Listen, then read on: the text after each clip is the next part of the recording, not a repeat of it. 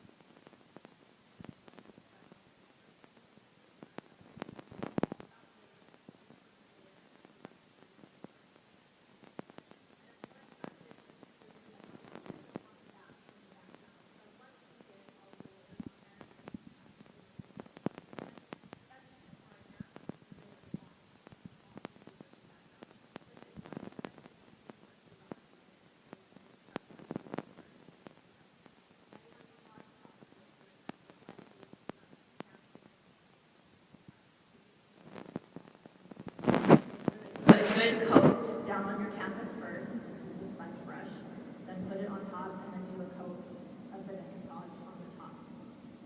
So that's the first layer. The next layer is ink. So I just mixed, we're using a purple background. The purple background was my favorite. So I just mixed some of our eggplant ink with a little bit of alcohol in one of our spritzing tools. And then I took my canvas with the Mod Podge paper and just gave it a couple of spritz. So that's the second layer. Now the third layer is paint. And just to be able to incorporate a little bit more of Stampin' Up! Product, I bought some basic colors to use. I have black and white and orange. I try to use those colors. But you can easily kind of custom color your paint by using our repeaters. And of course, I grabbed the wrong repeater. I have this Serial Wonder, but the one I really used was plant. Just a couple of drops of repeater. This is one of our Stampin' pieces as well. I don't know if I can be able to block that off. But a paper flavor is not what I'm going to get a little bit of water because I want the paper to still kind of show in the background. That's probably lighter than I wanted because again I have wisteria instead of eggplant. So you just take your canvas, and I used a brush a little bit, but I really liked the look of just using my finger to kind of spread it out more. Finger painting, remember, we're being playful and adventurous. I did it mostly around the edges. If you want to, you can even do some texture with your stamps. This is gorgeous grunge. Paint some of the paint on there and just kind of stamp that on the canvas. I got, you can kind of see some down here. The texture and the stamps. So do a layer of paint, but keep it light and watered down so you can still see the paper and the spritzing behind it. And what you did was you do a layer of Mod Podge in between all of your other layers. So after I had the paint on there, I would Mod Podge on top of that. And now it's time to put our little ghost onto the canvas. So he's over here. There's his body. There's his hat. And you can see this one I cut too big. So I would, if it's not the exact size you want, just come back in and rip off the bottom or cut off the bottom so his hat's not hanging off the top. So you saw me build the ghost already. I would do that and just Mod Podge those shapes onto my canvas. And here. But I want it to look all blended together, like I mentioned at first. So the way to do that is to kind of take your paint again. I took white paint on the ghost and just kind of outlined it a little bit, really watered down paint, black paint on the hat, paint on the pumpkin. So can you see the difference between those two? Just with a little bit of paint. It kind of just tones down the colors and makes them blend a little bit better. And then the next step is to outline your shape. And this is where you need a permanent marker. And the Sharpie markers dry really fast, and I really like the blended look, and so I spent a little bit more on a nicer permanent marker.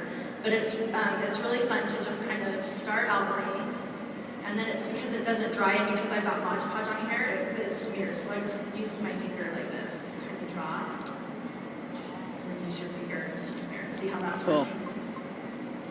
I've already done this side. And because this is a Halloween, and I kind of wanted a darker look, so I like the black with the white. If you're doing cupcakes or something, you might want to use coloring markers. They don't have that stark black.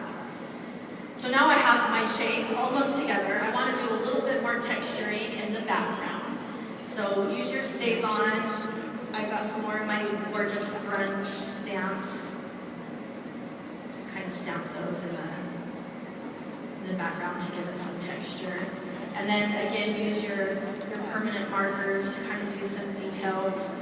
I did like a spider web up here in the corner. And sometimes you can just kind of do little scribbles and fun things. Okay, let me show you the finished one again. Are you with me? Am I losing you? I know there's lots of kind of steps in this, but it was easier than I expected. So there's my outline, and you can see I did some just with my marker, drew a little face on the pumpkin, and then I added glitter. Because you want to mix as many things as you want. I added some washi tape down here. I I use the candy corn stamp set, or not the stamp set, the one stamp from the Halloween set. And most of the mixed media projects have a little leaves or words like this, kind of cut apart your words. So there it is. That's my creative technique.